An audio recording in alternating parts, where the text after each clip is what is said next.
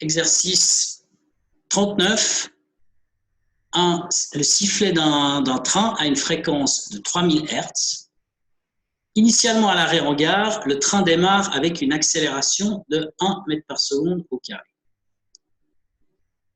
Je suis immobile sur le quai, sur le quai de la gare, et je vois le train s'éloigner. Donc il démarre et il accélère petit à petit, donc sa vitesse change en fait. Quelle est la fréquence du sifflet que j'entends 12 secondes après que le train ait démarré? 12 secondes. Donc qu'est-ce qui va se passer? Le train, il accélère, donc ça veut dire que la vitesse augmente. Et donc, ce qu'il faut calculer, c'est quelle est la vitesse à 12 secondes ou après 12 secondes. Puis quand on a la vitesse, après on applique la formule de l'effet Doppler et puis on peut calculer la nouvelle fréquence qui est perçue, sachant que la fréquence émise, elle est de 3000 Hz. Alors, pour faire ça, eh bien, donc je vais maintenant dans le corrigé que vous avez donc ici. Donc déjà, ce qu'il faut comprendre ici, c'est que l'émetteur, c'est le train, enfin plutôt le sifflet du train qui se trouve donc, je sais pas, sur la locomotive, on va dire ça comme ça. Et donc, comme je viens de vous le dire, le train démarre et accélère. Donc ça doit vous parler, c'est quelque chose que vous avez normalement dû voir en première année. C'est ce qu'on appelle un mouvement rectiligne uniformément accéléré. Et donc, grâce aux formules du MREA, on peut calculer la vitesse, qui donc augmente, puisque s'il accélère, en tout cas la vitesse change, mais là en l'occurrence, elle augmente même. Non seulement elle change, mais elle augmente. Donc, si elle augmente, calculons cette vitesse. Alors, il y a une formule qui permet de calculer la vitesse, que vous avez vue probablement en première année. En première année, là, comme ça, je me rappelle, quand je vois les gens qui sont ici, il ne semble pas que vous m'ayez eu moi. Non, ce n'était pas moi que vous avez eu en première année. Donc peut-être vous avez vu cette formule sous une forme un tout petit peu différente, mais grosso modo, ça veut dire la même chose. Qu'est-ce qu'il y a là-dedans? Eh bien, vous avez un objet qui accélère, il a donc une accélération. Cette accélération, elle s'écrit en mètres par seconde au carré. Il y a une vitesse avant d'accélérer, ça c'est ce qu'on appelle la vitesse initiale, et puis il y a une vitesse après avoir accéléré. Oula, qu'est-ce qui se passe? Initiale, voilà. Et puis il y a la vitesse après donc avoir accéléré. Cette vitesse après avoir accéléré, c'est ce qu'on appelle la vitesse finale en fait. Alors, des fois, on l'écrit VF, VI, ça dépend. Il y en a qui mettent V, il y en a qui mettent V0 ici. Enfin, il y a plusieurs formes, en fait, pour écrire tout ça. Et puis, il reste encore une dernière chose, c'est le temps qui passe. Le temps, ici, c'est la durée de l'accélération. Durée de l'accélération. Donc, par exemple, vous êtes dans une voiture. Cette voiture accélère. Vous avez l'aiguille des vitesses qui est comme ça. Quand la voiture démarre, l'aiguille de la vitesse monte. Ou alors, si c'est un écran digital, un compteur digital, ça sera marqué 10, 11, 12, 13, 14, 15, 16, etc. jusqu'à la vitesse que vous choisissez en fait. Donc, vous avez la vitesse qui augmente petit à petit et donc ça augmente pendant un certain temps. Donc, justement, cette formule, elle permet de calculer, on va dire, la vitesse finale si on connaît la vitesse initiale, l'accélération et le temps. Alors, nous, tout ça, on les connaît en fait. Quelle est la vitesse initiale dans notre problème? Dans notre problème, le train, il est arrêté en gare. Donc, au début, il a une vitesse initiale de 0. Et l'accélération, elle est de 1,5 mètres par seconde carré d'après la donnée. Donc, comme il accélère pendant, nous, ce qui nous intéresse, c'est au bout de 12 secondes, on veut calculer quelle est la vitesse au bout de 12 secondes. Donc, on met ces grandeurs-là dans la formule.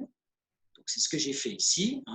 La vitesse finale, c'est la vitesse initiale, c'est-à-dire les 0 mètres par seconde, plus, entre parenthèses, l'accélération, 1,5 mètres par seconde carré, fois le temps. Et donc, tout ça, ça nous donne la vitesse finale du train. Donc, finale, c'est la vitesse au bout de 12 secondes, c'est donc 18 mètres par seconde.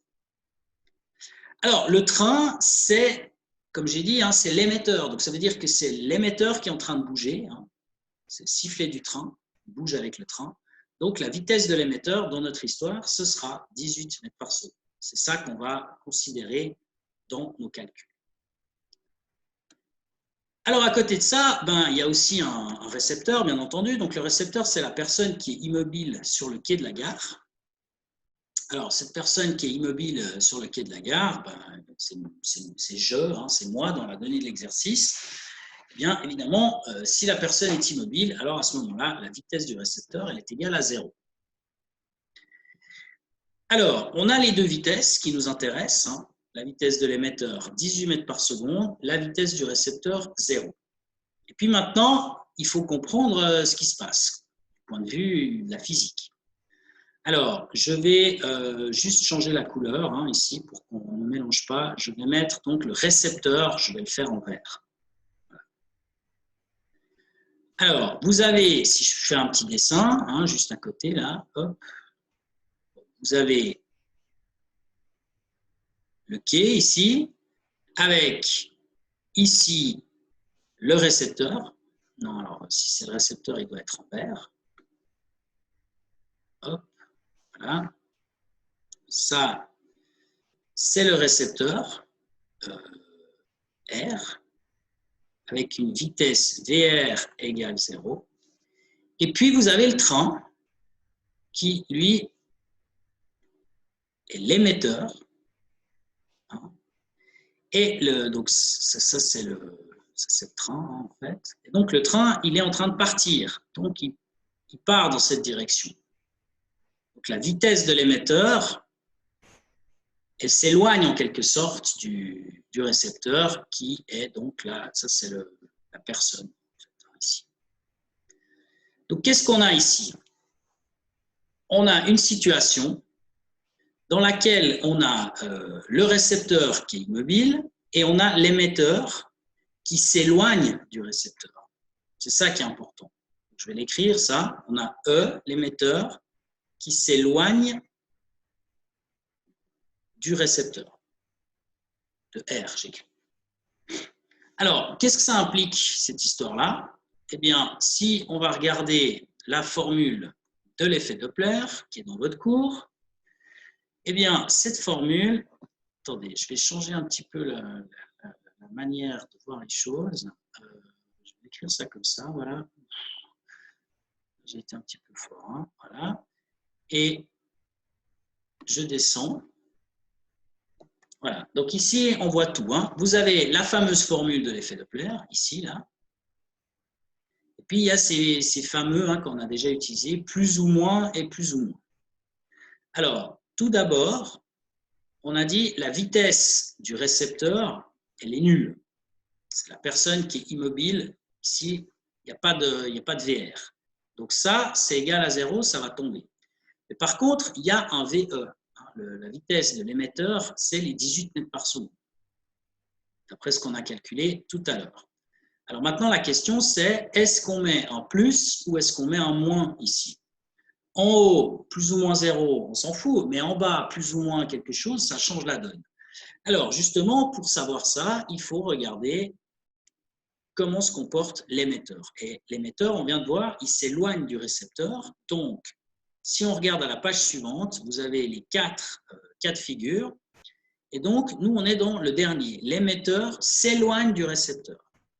Donc, on doit mettre un plus au dénominateur. C'est ce qu'on doit faire. Et le récepteur, il ne se déplace ni dans la direction de l'émetteur, ni il s'en éloigne, puisque justement, il est immobile. Donc, le numérateur, on s'en fiche. Donc, rappelons-nous, on met un plus au dénominateur parce que l'émetteur s'éloigne du récepteur. Alors, si on met un plus au dénominateur, eh bien, dans notre calcul, c'est ce que j'ai écrit ici. Je n'ai encore pas fait, hein, mais c'est ce que j'ai écrit là. Le train s'éloigne, l'émetteur donc s'éloigne de la personne qui est le récepteur, donc on met un plus au dénominateur. Alors, dans la formule, eh bien, de l'effet Doppler, ça revient à écrire ce que j'ai fait ici. Donc, ça, pardon, je voulais le faire en vert. Ça, c'est la vitesse du récepteur dans la formule, qui est égale à 0. Donc, plus ou moins 0, ça donne toujours la même chose. Donc, au dénominateur, il reste uniquement la vitesse du son. Juste là, hop, vitesse du son. Et puis, en dessous, au numérateur, pardon, il reste la vitesse du son. Au dénominateur, il reste vitesse du son. On a dit tout à l'heure qu'il fallait mettre un plus au dénominateur et la vitesse de l'émetteur. Donc, vitesse du son plus vitesse de l'émetteur. Donc, voilà ce que devient la formule de l'effet Doppler dans notre situation ici. Alors, maintenant, on peut calculer f', en appliquant cette formule, on n'oublie pas de multiplier par f. Donc, la vitesse du son, évidemment, c'est le son du sifflet du train. Donc, c'est la vitesse du son dans l'air, qui est de 340 mètres par seconde. Donc, à la place des sons, on met 340. Et la vitesse de l'émetteur, eh bien, on a calculé tout à l'heure qu'elle faisait 18 mètres par seconde. Donc, on n'a que des mètres par seconde. On peut donc faire ce calcul et multiplier encore tout ça par la fréquence initiale, pardon, je voulais la faire en bleu, la fréquence initiale qui est donc de 3000 Hz, c'est la fréquence du sifflet. Et donc, si vous calculez tout ça, vous trouvez que la fréquence qui est entendue par la personne, eh bien, sera une fréquence un peu plus petite, 2849 Hz. C'est un peu plus petite que les 3000 Hz qui sont émis au départ. C'est un peu comme quand vous êtes sur le trottoir et puis il y a une ambulance qui passe devant vous. Ben, on a déjà étudié, ou une voiture qui passe devant vous, on a déjà étudié que le son il devient plus bas, il descend en fait quand il passe devant vous puis qu'il s'éloigne. Donc s'il devient plus bas, ça veut dire que la fréquence diminue. Et là, on a effectivement une fréquence qui a diminué parce qu'elle est plus petite que les 3000 Hz au départ.